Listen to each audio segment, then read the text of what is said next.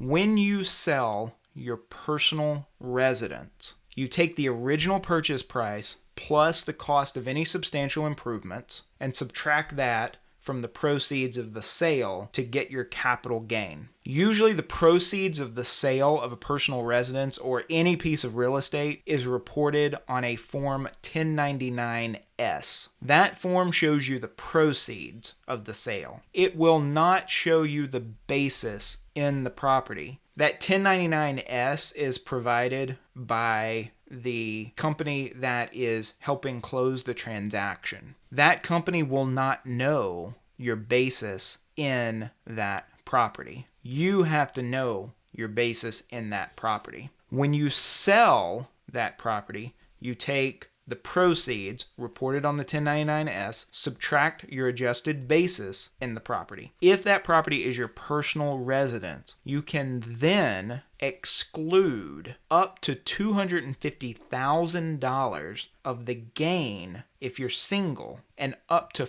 $500,000 of the gain if you're married filing jointly. For most people, selling a piece of real estate results in a gain of less than $500,000. Typically, people will buy a home for $200,000 and a few years later sell it for $250,000, maybe $300,000.